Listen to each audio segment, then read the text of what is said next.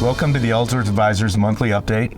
I'm Kelly Keenan, this is Cameron Mealy, and today we'll review what happened in April and kind of what our outlook is moving forward for the next couple months or so. Cameron, why don't you kick us off with some economic numbers? Perfect. Thank you, Kelly. Hello, everybody. Today is May 2nd, and the reason I bring that up is because by the time this video has been published, we'll already have a decision by the Federal Reserve whether they're going to raise their key interest rate or stand pat. The biggest unknown right now is the pace of the U.S. economy, the state of the U.S. economy. The Federal Reserve is obviously, anybody who watches the financial press who's been watching over the last 14 months knows that the Fed has been extremely aggressive in trying to manage inflation, manages through interest rates. And they've now raised interest rates 475 basis points since May of last year. That is amongst the most aggressive raises we've seen out of the Fed in any 14-month time span. So the pundits on Wall Street do expect that tomorrow, May 3rd, Chairman Powell will come out. He always does a prepared set of statements. And at that point, they will announce that they are raising their benchmark rate by 25 basis points. That's expectation. There are still some folks that think that maybe they won't raise because the information has been more towards the negative side, and we'll jump into those numbers in a second.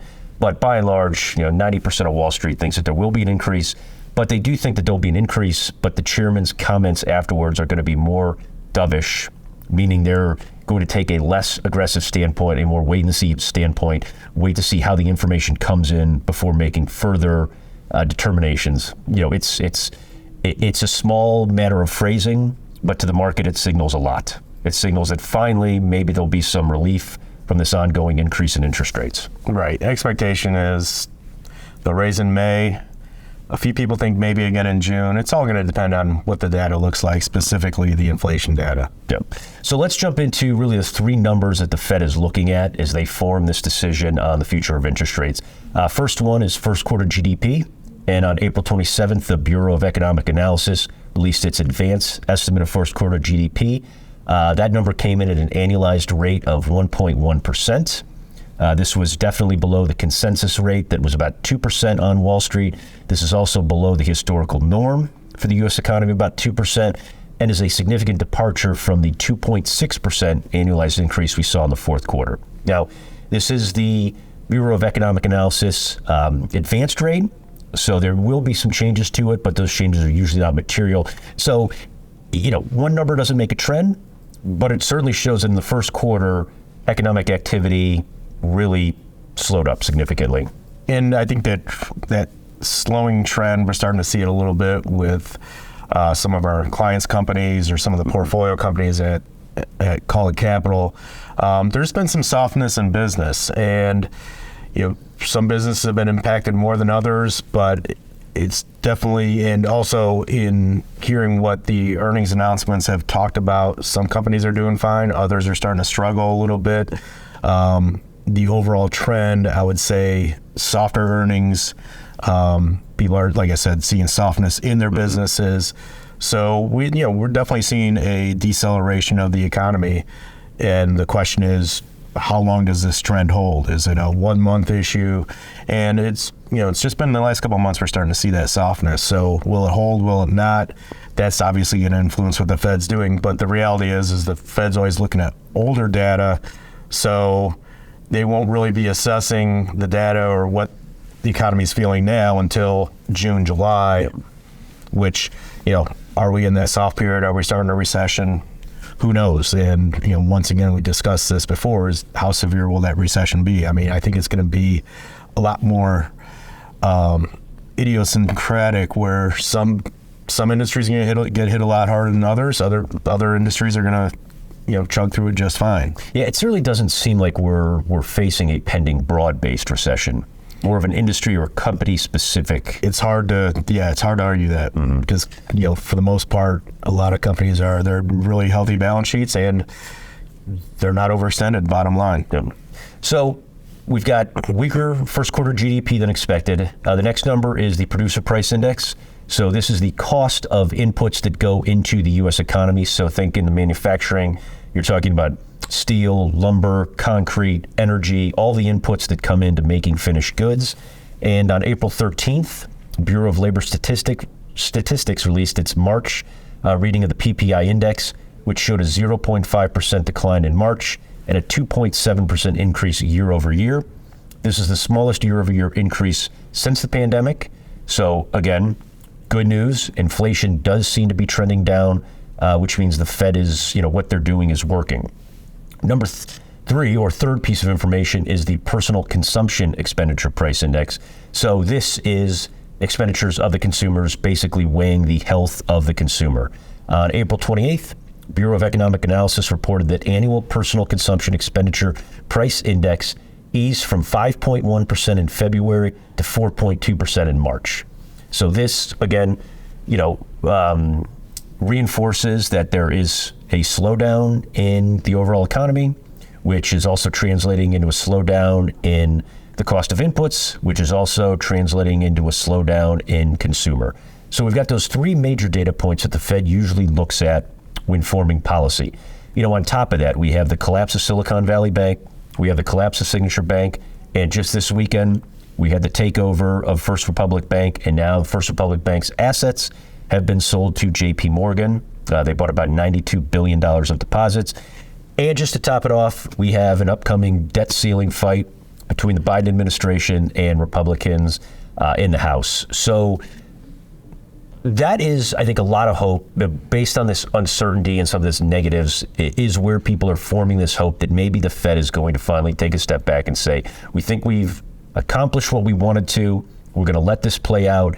And as information comes in, we're going to, basically reassess our policy. But certainly with all the uncertainty and this debt ceiling fight, what we're looking at from a market perspective that you'll get into is likely volatility. Oh, absolutely. The debt ceiling, that's going to be, the drum's going to be beating on that for the next month and a half, 2 months. Even though we all know it will get resolved. It'll get resolved. It's just now it becomes a political football. Mm-hmm. And even, the crazy thing about it is, when does the government really run out of money? Is it June? Is it July? And every day somebody comes up with a new rationale as to, maybe it's August, maybe it's September. Yep. And so, yeah, that's, like I said, it's going to cause a lot of noise in the media. Based on their review of recent tax receipts, it will be June 1st. Okay. But to your point, what does that mean? I read July 2 days ago, so who knows? It's a very gray area, but it's going to, once again, cause a lot of volatility in the market. Realistically, the Fed will, fortunately, it's early in the month, so they'll get a hike out of the way tomorrow. June, depending on how crazy things get and, the volatility that's being caused by this whole debate, I would have to assume they'll probably not do anything in June unless, there's a miracle and they resolve everything and everything is great, which we're not going to count on. So, bottom line, more volatility expected, but then again, everybody's expecting it. And that tends to, if everybody's expecting something, from in the investment world, a lot of times it never really happens. So it's going to be interesting. Big picture, the key is when I look at, clients and clients' accounts, you hear about the big picture, recession and so forth. You really try to bring it back down to the client level. What are our clients really exposed to? Where are the real risks? And that's a lot of times the hype in the media does not really translate down to the personal level. Absolutely. The areas that are going to be feeling the most pain, whether it's, certain banks that haven't been run very well and have issues, it's the end of the world for you. Or if you're in Silicon Valley in a venture capital firm that's running out of money, you can't raise capital and interest rates are higher, that's a bad day. If you're one of our clients that, has a good job and is not over leveraged, doesn't have a lot of debt, wake up in the morning, go to work, and my accounts may bounce around a little bit, but I'm still on track to retirement. That's really what matters to us. Yep. So let's talk about the markets a little bit. It's been an interesting year so far. In April, the S&P 500 was up 1.68%. The Dow Jones up 2.77 for the month. NASDAQ a little bit flatter, just up, barely 0.02%. Small cap stocks, which we're showing some signs of life early in the year, down 1.86. So we're seeing a little bit of weakness there. On the international front, the EAFE up 2.5%. Emerging markets, similar to small caps, a little bit more pain during the month, down 1.34%. Year to date, though, the S&P is still up 8.8. The Dow's up 3.2. NASDAQ up 16.8. So, the NASDAQ and the S&P, they contain the larger tech companies, Apple, Microsoft, NVIDIA, really tech firms where you can question their valuations are a little bit on the high side, but the reality is they have a lot of cash. They're, very manageable debt loads, and their business is strong. Kind of the, fortress tech stocks have done well so far this year, which is why the S&P and NASDAQ are outperforming the Dow. Russell 2000 small caps only up 0.44%. On the international front, seeing some strength in international stocks. Part of that's because the dollar's been at all-time highs. The dollar's starting to weaken a little bit, which makes international stock performance look a little bit better. So the EAFE year to date is up 10.3. Emerging markets up 2.16. Portfolio-wise, our growth with income portfolio up 1.2% in April. Year to date up 6.2. Once again, pretty much a moderate allocation. Half stocks, half non-stocks. Average dividend payout on that portfolio is about 5%, so creating a lot of income in there. Starbucks is up 9.8% in the month. Exxon up 8%. Lennar 7.7%. Berkshire Hathaway up 6.4%. Laggards, Microchip Technology was actually down 12.9%. Nucor down 4%, and then our real estate portfolio our real estate ETF we have is down 2.9%. Year to date, NVIDIA is still a big winner, up 90%.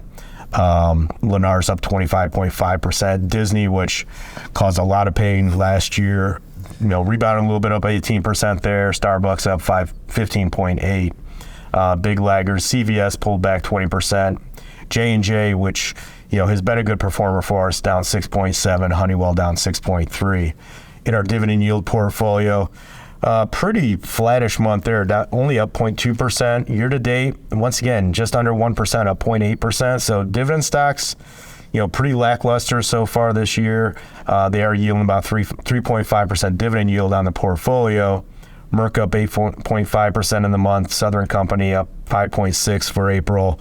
Coca-Cola up 3.4%. Some of our laggards, UPS down 7.3%. Pfizer down 4.7%. There's an example, one drug company way up, the other one, taking it on the chin a little bit. Year-to-date winners, Blackstone up 21.5%. McDonald's up 12.2%. Year-to-date laggards, U.S. Bank down 20%. Caterpillar down 7.7%. So some examples there. Price potential, once again, April, pretty lackluster month, down 0.5%. Year to date up 7.1%, so a good start to the year. Just not a great month. Gainers in the month, Humana up 9.3%, Stryker up 5%, Boston Scientific up 4%. So some of the healthcare stuff working there. Laggard wise, Danaher down 6%. NXP Semiconductors down about 12%. We just bought that one, unfortunately. Year-to-date winners, Stryker. Year-to-date, we just sold this off this week at about 22% gain. FleetCor Technologies up 16.5%. Visa up 12%. Big laggards, once again, Danaher down 10.7%. And then, pretty much we've exited most of our other down stocks in that portfolio. Small caps, here's where we see some pain. April down 3%, year-to-date down 5.3%. So our small cap portfolio lagging a little bit this year. This moves a lot. So, even though it's down this month, I'm not too worried about it. Our methodology's been volatile. It's always going to be volatile in there. Yep. Our methodology's been sound. It's always worked for us. We just have some rough spots. In April, Nuvalent up 35%. Therapeutics, or PTCT Therapeutics up 13%. Northeast Bank up 9.5%. Obviously a rebound off of the Silicon Valley stuff. Merit Medical up 9.9%. Where we felt some pain, Richardson Electronics down 30%. Addis Home Care down 23%. Year-to-date, big gainers, Lantheus, every month I'm reading this, up 68%. Performed line products up 50%. PTC Therapeutics up 45%. So we have some big year-to-date gainers. On the laggard side, though, Richardson Electronics down 27, Fabriment down 26, Titan Machinery down 21. So a volatile portfolio, but that's, we know what we're getting into in that portfolio. As I mentioned, I mean, the key right now is we're trying to stick with quality. On the interest rate side, we've been able to go real short with our T-bills. A month or two out, we're getting almost 5% in T-bills, which is great. That makes the interest rate environment kind of easy for what we do because we don't have to commit to a long time to get a decent interest rate. At some point, we will see longer term rates probably go up. I think that's going to be the trend. And then that'll be the time to lock in. Exactly. So kind of more of the same. I think we're going to muddle through this month. Would not be surprised if the market gets a little bit ugly because of the pending debt ceiling, and if we continue to see economic slowing. But if anything, this maybe our last leg down through the cycle is potential, or like I mentioned before, everybody's expecting a big downturn, and we just kind of muddle through the month, and it could turn out to be better than anybody expected, which tends to be how it happens, but we're not counting on it. But to your point, and this is a point that I think everybody recognizes that we try to stress, is don't watch the market. If you don't have the stomach for it, don't watch the market day in and day out. It can be volatile. If you were on track to retire 8 months ago, 4 months ago, yesterday, you're going to be on track tomorrow and the day after. It doesn't matter what the market does. When you have a long enough time horizon, these blips in the economy, these blips in the market, they're not going to phase you. In fact, they create buying opportunities. They create opportunities to dollar cost average your 401ks. And if you are on the cusp of retirement, we've already positioned your portfolio for this volatility.